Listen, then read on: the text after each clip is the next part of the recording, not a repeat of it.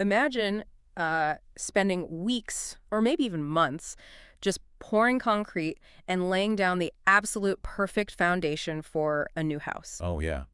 Grueling work. Right. You are out there in the hot sun, you're leveling the dirt, you're setting the rebar, mixing the cement. It is just grueling. Mm, But, eventually it's solid, it's flawless. And then, right when it's time to actually, start framing the walls and putting on a roof, uh, you hack up your tools, drive to a completely new piece of land across town, and start pouring a brand new foundation all over again. and you just keep doing that, right? Like a Mhm. month after month. Yeah. You become a world-class expert at laying foundations. Yeah. You sweat through the absolute hardest part of the labor, but you never actually get to step inside, turn on the AC, and, live in the house. You Exactly. never get the shelter you're building in the first place. Which is completely absurd. I mean, if someone did that in real estate, we would think they had lost their Right, minds. they'd be bankrupt in a week. Yeah, exactly. But today, we are looking at an industry where people do this exact thing every single day without even realizing it. They really do. So, okay, let's unpack this. Today's mission is to decode a really fascinating report by Edgar Irizarry. It's called The Affiliate Ecosystem Advantage. It's a great read. It really is. And our goal for this deep dive is to explore how you can build a sustainable online business that actually, compounds over time rather Yeah. than trapping yourself in that exhausting hustle for one-off commissions. Mm. So if you've ever been curious about creating digital income but feel completely allergic to that endless hustle culture where you are just, running on a treadmill, this one is entirely for you. It's a vital conversation to have, honestly, primarily because affiliate marketing at its core is a Yeah. brilliant concept. I mean, the mechanics are highly appealing. Oh, for sure. You don't have to spend years creating a product. You don't handle inventory or shipping logistics. You don't even manage customer service, right? Right, you're bypassing all the heavy lifting of product development. Exactly. You simply find a high-quality product that already exists, you recommend it to people who need it, and you earn a commission for connecting the two. It's clean. Yeah, the barrier to entry is incredibly low. But, as the report points out, that low barrier to entry creates a very specific structural trap. Because the traditional model is pretty straightforward, right? I mean, you find a product on a network, you get your unique tracking link, you whip up some promotional materials like maybe a targeted email campaign or, I don't know, a series of TikTok videos. Yeah, some reels, whatever. Right. You send traffic to the vendor and you earn your cut of the sale. Clean, simple, transaction done. The transaction is done, yes. But Irizarry argues that as a long-term strategy, this traditional model is deeply flawed. Okay, why is that? Well, think about the life cycle of that effort. What happens when that specific promotion ends? Or, what happens when the market simply loses interest in that particular software or supplement? You're out of a job. Basically, you are suddenly back at square one. You have to go hunt down a new offer, learn the intricacies of a new product, understand the psychology of a totally new audience, and create entirely new promotional materials from scratch. Oh, wow. Yeah, Irizarry calls this the affiliate reset problem. The affiliate reset problem. Okay, yeah, that goes right back to that house analogy we started with, where you get really good at the grueling work of laying foundations, but never actually finish the house. Exactly. Thinking about the mechanics of this, it's a lot like throwing a massive, highly successful networking party. Okay, they like that. Right. So you rent the hall, you pay for the catering, you get 100 amazing people in the room who all have a great time, but you forget to put a sign-in sheet at the door. Oh, no. Yeah, you don't get anyone's contact info. So 3 months later, when you want to throw your next party, you can't just text the people who loved the last one. Right, because you get their numbers. Exactly. Yeah. You have to start from scratch, literally standing on the street corner, handing out flyers all over again. That captures the friction perfectly. I mean, you are burning massive amounts of energy and capital to generate momentum, but you have no mechanism to capture the long-term value of that momentum. All the residual benefits just, dissipate the second the party is over. Wait, let me push back on this a little bit, though. Yeah. Because I've always thought sales is fundamentally a hunter's game. Right. You bag the deer, you eat, you go back out into the woods to hunt again. That's the traditional view, yeah. Right. You close one deal, you move to the next. So why is this reset problem considered a glitch in affiliate marketing when it seems like it's just a core feature of being in sales? Well, what's fascinating here is the economic difference between renting and owning. Okay. When you operate strictly as a traditional affiliate promoter, you are essentially renting someone else's business infrastructure. Ah. Let's look at the actual data exchange. Yeah. You are paying for ads, or you're spending hours creating content to send your hard-earned traffic to their ecosystem. The vendor's ecosystem. Right. The vendor gets the customer data. The vendor gets the buyer's email address. The vendor gets to build a long-term relationship and market to that person for the next 10 years. Wow. Yeah. They capture the lifetime value of that customer.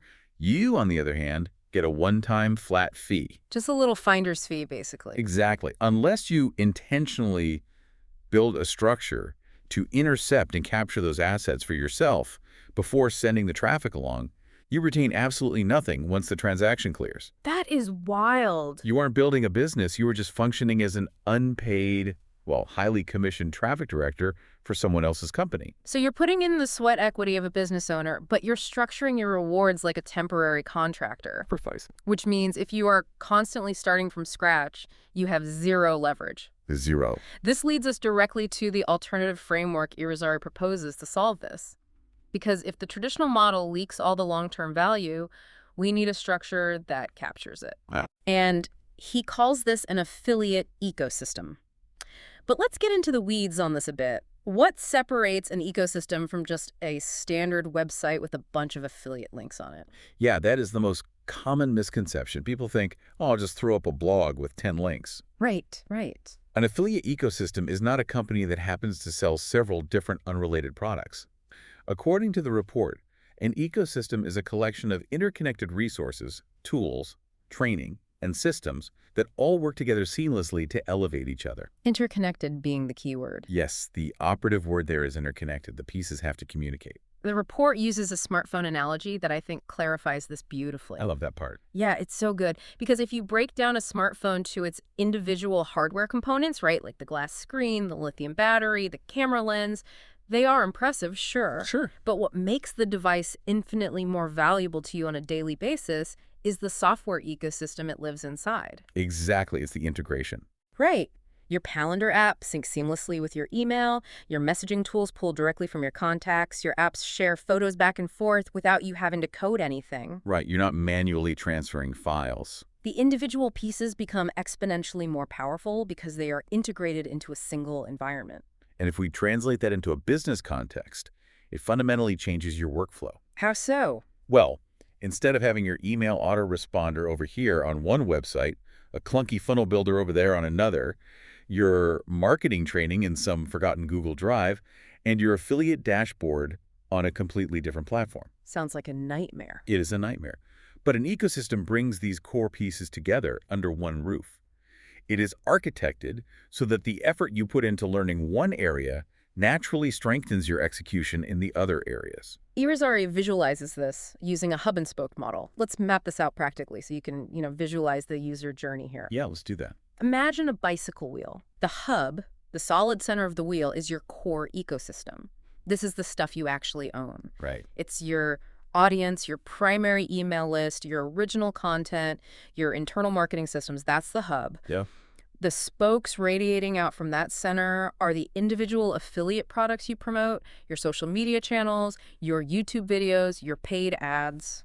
If we connect this to the bigger picture, this represents a massive paradigm shift in how you acquire and monetize attention. Tell me more about that. Well, in the traditional one-off model we discussed earlier, the product is the center of the universe. Ah, right. You find a shiny new product, and then you scramble to find people to buy it. You push traffic straight down a spoke to a vendor. And say goodbye to them. Exactly.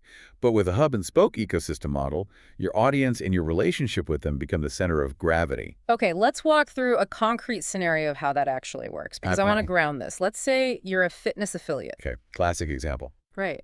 Instead of making a YouTube video that sends viewers directly to a supplement company's checkout page, where you lose them forever, Right. you send them to your hub. So they watch your video, which is a spoke, they click a link to get your free workout guide, and they join your email list, which is the hub. Perfect. Now, inside your hub, you provide them with great advice, and then you recommend the supplement. That's spoke number one. And if they buy it, great. Great. But even if they don't, you still have their contact info. Exactly. You didn't lose the asset. Right. 2 weeks later, you can recommend a great set of resistance bands. That's spoke number 2. Yes. You build the audience first, develop the trust, and then the individual affiliate offers simply become modular additions to your existing business. That's the brilliance of it. They're just spokes you swap in and out rather than the foundation holding your entire livelihood up. And that structural difference is where the real power lies. Because by shifting that center of gravity to your own hub, you unlock what is arguably the most powerful force in economics. Which is? Leverage through compounding. Compounding, okay. Yeah, we aren't just talking about making a quick $100 here. We are talking about building a machine where your effort today pays dividends for years. I think we usually reserve the word compounding for finance, right? Like compound interest in a retirement account. Sure. But in the ecosystem model, Irizarry is applying it directly to your daily labor and your skill set. Precisely. Okay. Let's look at the email list from your fitness example. Okay. When you operate a hub, every piece of content you create adds subscribers to that list. It goes from 100 people to 500 to 5,000. Wow. So 6 months from now, when you find an amazing new fitness tracker to promote, you aren't starting at zero like the traditional affiliate. Right, you're not standing on the street corner again. Exactly. You have an audience of 5,000 targeted buyers waiting to hear from you. The effort it takes to send an email to 5,000 people is exactly the same as sending it to 100 people. But the financial return compounds exponentially. That is so powerful. And it's not just the audience that compounds either. What do you mean? Well, it's your own internal capability. Think about it. The copywriting skills you painfully develop today to write a, mediocre email will help you write a highly persuasive promotion tomorrow in half the time. Oh, absolutely. The skill stacking. Right. The landing pages you stumble through building today teach you the psychology of conversion, making your next funnel twice as efficient. Yep. These aren't just chores you check off a list. Your marketing knowledge is an asset.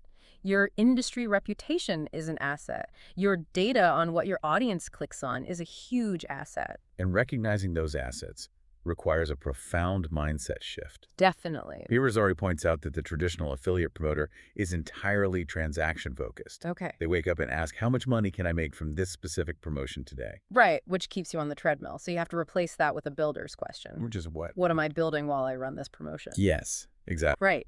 Even if the specific promotion totally flops and I make 0 sales, did I add 50 people to my email list? Did you test a new headline? Exactly. Did I learn how to write a better headline?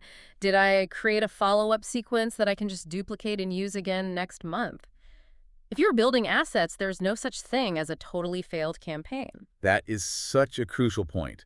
A profitable promotion is fantastic, but a profitable promotion that also builds permanent infrastructure you can leverage for the next decade is how you actually generate wealth instead of just generating wages. Okay, I love the theory here. The logic is totally sound, but I have to step in and play devil's advocate for a second. Go for it. Because I know you might be thinking listening to this. I hear words like infrastructure and ecosystems and systems, and my brain immediately assumes I need to learn how to write Python code. Oh, right. Like, I need to hire a development team and string together 15 different expensive software subscriptions. It sounds intimidating. It really does. If I'm someone with limited time, just trying to figure out how to make my first few sales online, how am I supposed to architect this massive digital hub from scratch? Well, the short answer is you don't. Okay. And that assumption is exactly the trap that causes most beginners to get overwhelmed and quit before they ever launch. Because they think they have to be a tech genius. Exactly. Irizarry's entire thesis is that you should absolutely not build this entire ecosystem from scratch yourself. It's incredibly expensive and technically exhausting. So what's the alternative? Instead, his strategy is to find a well-designed, pre-existing ecosystem that already provides this interconnected infrastructure, and you simply plug your business into it. Oh, I see. You leverage the millions of dollars in development that someone else has already spent. So if I'm not pouring the concrete for this house myself, I'm out in the market looking for a pre-built house that fits my needs. But how do I know it's a solidly built house? Because, let's be real, every software company on the internet right now is slapping the word ecosystem on their homepage just as a buzzword. Oh, it's the buzzword of the year, for sure. Right. So Irizarry says a truly strong ecosystem must have 5 specific pillars holding it up. Let's weave through these because it completely changes how you look at the software you buy. Okay, so if you are going to build a sustainable hub, it has to start with actual foundational knowledge. The first pillar is education. Education. But we have to be specific here. This cannot just be a technical manual on where to click in their specific software interface. Right, like press this green button to send. Yeah, that's useless if you switch platforms in a year. The education has to teach you transferable marketing psychology. Okay. How do you capture attention? How do you write persuasive copy? It needs to teach you the why of human behavior, not just the how of a software tool. That makes a lot of sense. But obviously, understanding the psychology of marketing doesn't do you much good if you are paralyzed by the tech required to execute it. Right. Which is why integrated tools and technology are the next non-negotiable piece. That's pillar 2. Yep. Tools and tech. Irizarry notes that good tech shouldn't feel like you are wrestling an octopus. Great visual. It should actively reduce the number of separate, expensive subscriptions you need. I mean, your funnel builder, your email sender, your contact manager, they need to talk to each other without you having to hire a developer to build the bridge. Exactly. And when your tools actually talk to each other, it allows you to build the third pillar, Which is? marketing systems. Ah, okay. The tool is just a static thing, right? It's a hammer. A Mhm. system is the repeatable process of using that hammer. I love that. As the report lays out perfectly, training tells you what you need to do. Tools give you the ability to do it. Systems give you the ability to repeat it automatically. Got it. So you need a repeatable process for capturing leads, a repeatable sequence for following up with them, and a repeatable template for creating content. Exactly. But trying to build out those systems in a vacuum, staring at a laptop at 2 a.m. is incredibly isolating. It really is. You lose perspective.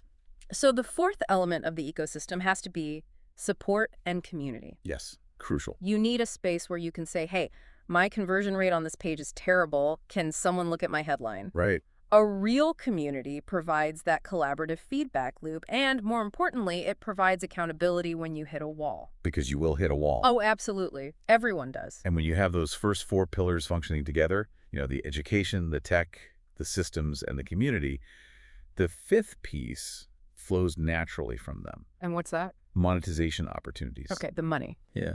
A genuine ecosystem doesn't just rely on you selling one isolated widget. Right? Because the environment itself is so rich, it gives you multiple interconnected pathways to create value and earn commissions, all housed within the same central hub. Okay, so that's the blueprint. Education, tools, systems, community, monetization. Those are the 5. But here's where it gets really interesting. Okay. You cannot have a conversation about tools and tech right now without addressing the massive elephant in the room. Artificial intelligence. Yes. AI. Irizarry dedicates a whole section of the report to AI, but what struck me is how remarkably grounded his take is compared to the rest of the industry. It is genuinely refreshing. Isn't it? Yeah. The broader marketing world is currently treating AI like a magic wand. Oh, totally. People think you can just press a button, Yeah. bypass all human effort, and the AI will just print money for you. They think it's a CEO replacement. Right. But Irizarry is aggressively clear on this point. AI is not a magic button. It does not replace human judgment. It does not replace strategic thinking. And it certainly doesn't eliminate the need for you to actually understand the psychology of your target audience. So if it's not doing the work for me, how does it actually fit into this ecosystem mechanically? Well, its true function within this framework is leverage. Okay. Specifically, it acts as a friction reducer. A friction reducer. Yeah. In any business, there is a massive amount of friction between having a conceptual idea and actually executing that idea into the real world. AI lowers the activation energy required to get things done. Let's give a really mechanical example of this friction because this was the light bulb moment for me. Go for it. Think about writing a promotional email to your list. Okay. The old way, the high friction way, is you sit down, you stare at a blinking cursor on a blank white screen for 3 hours. Oh, the worst. Right. You get writer's block, you get frustrated, and maybe you just give up and watch Netflix. Yeah. The friction to start is immense. Yes. But with AI integrated into your system, you feed it your core idea. You say, I want to explain how this fitness tracker monitors sleep cycles. Yeah. And in 10 seconds, it spits out a messy, imperfect first draft. It might be slightly robotic, it might need tweaking, but the blank page is gone. That's huge. The friction of starting has been removed. You still have to use your human judgment to edit it and inject your voice, but the AI just saved you 2 hours of agonizing over the opening sentence. That is the perfect illustration of its role. The report lists other friction points it solves too, like organizing messy data sets, analyzing frequently asked customer questions to find patterns, brainstorming 10 different angles for a social media post so you don't have to start from scratch. Right. The specific word Irizarry uses is assist. It's a highly capable assistant, not a CEO replacement. I love the crucial question he poses to help navigate this too, because it cuts right through the shiny object syndrome. Well, yeah, what's that question? Well, most people are out there constantly asking, what mind-blowing sci-fi things can this new AI tool do? Which just leads to you buying software you don't need. So true. Irizarry says the only question you should be asking is, where can AI remove friction from my existing business processes? Yes. The technology has to support the business you are already building. Your business doesn't exist just to give you an excuse to play with cool AI tools. That distinction is paramount. When AI is plugged directly into a broader strategic framework, like when it's just one interconnected component of that 5-pillar ecosystem, it becomes incredibly powerful. Right. But on its own, untethered to a strategy, it's just an expensive distraction. Absolutely. So armed with this knowledge, we know what makes a good ecosystem with the 5 pillars, and we know how AI should functionally remove friction. How do you actually evaluate these platforms in the wild? Good question. Because the marketing hype is deafening. Uh-huh. Every platform claims to be an all-in-one ecosystem. How do you choose one without getting scammed by empty promises? Well, Irizarry provides a very pragmatic litmus test for this. Yeah. You have to look past the sales copy and analyze the mechanics. Okay, what are we looking for? Are the different tools genuinely integrated natively? Or did the company just duct tape 10 unrelated pieces of software together and call it an ecosystem? Yeah, that happens a lot. Are the monthly costs actually sustainable for your specific profit margins? Is the internal training genuinely teaching you universal marketing principles? Or are they just training you on how to be a better salesperson for their specific platform? Ugh, that's a big one. But the absolute gold standard question, like the ultimate gut check he offers in the text, is this. Let's hear it. If there were absolutely no affiliate commissions attached to this platform, would the training, the tools, the software, or the services still provide meaningful value to your business? Wow. Yeah, that is the ultimate filter for separating a real business tool from a scheme. If the only reason you are paying for a platform is because you are hoping to make your money back by promoting that same platform to someone else, you aren't building a sustainable hub. No. The product itself must possess inherent mechanical value independent of its compensation plan. Well, to ground this in reality, Irizarry actually names the specific platform he uses as his chosen ecosystem. Right. It's a platform called MUAI, which stands for My Unfair AI. Yep, MUII. Now, looking at this analytically based on the pillars, he chose it because it explicitly attempts to bundle those components natively. The marketing education is housed in the same dashboard as the AI engine, which is connected to the funnel building tools. Okay. The theory is that because they share a brain, the AI actually understands the training you just watched and can help you implement it in the funnel builder without you having to bridge the gap yourself. And this raises an important question regarding how we evaluate source material and protect ourselves as consumers. Sure. Irizarry does point his readers to a presentation called the Affiliate Wake-Up Call to view the mechanics of this MUII ecosystem firsthand. However, he is also extremely upfront and includes a very clear, unambiguous disclosure that he is an independent affiliate for MUAI and may receive financial compensation if you choose to join through his links. Which is exactly the kind of transparency you want to see. I mean, he even explicitly warns the reader, don't join MUAI simply because I'm excited about it. It is vital advice. Whatever ecosystem you decide to explore, whether it's MUAI or any of the other major platforms on the market, you have to ruthlessly apply that litmus test we just discussed. Absolutely. You have to ensure the mechanics of the platform fit your specific daily workflow, your target audience, and your financial runway. Right. An ecosystem's only job is to strengthen the hub you are building. It should never become a distraction from it. So let's bring all these threads together. If you are listening to this and you are just exhausted by the traditional affiliate treadmill, what is the core shift you need to make today? The fundamental dividing line highlighted throughout this entire report is the difference between operating as an affiliate promoter versus operating as a business builder. Okay, promoter versus builder. Exactly. A promoter wakes up every morning, looks at a blank slate and asks, what can I sell today to generate a transaction? Right. A business builder wakes up and asks, what structural asset can I build today that will make generating revenue automatic tomorrow? You are moving from a transaction mindset to an asset mindset. Precisely. And the individual affiliate offers are still fantastic tools. You absolutely don't have to abandon them. Yeah. But they should be promoted from a central hub you've built and control rather than becoming your entire business identity. Yes. Your email list, the trust you've earned, your internal systems, those are the hub.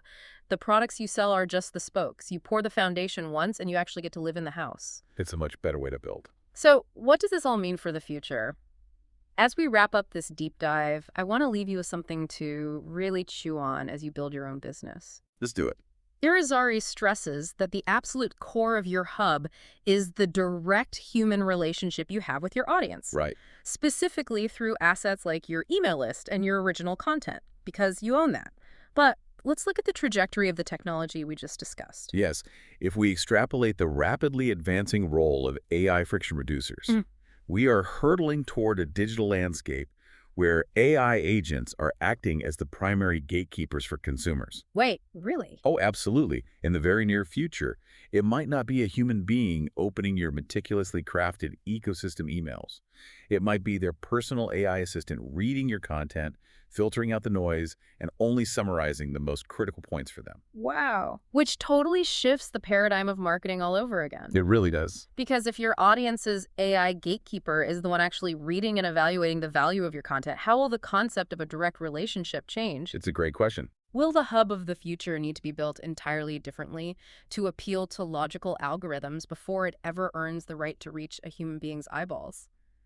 Possibly. I mean, are you building a hub for people or a hub for their AI assistants? It's wild to think about. It's a massive paradigm shift and definitely something to keep in mind as you start laying your own foundation today.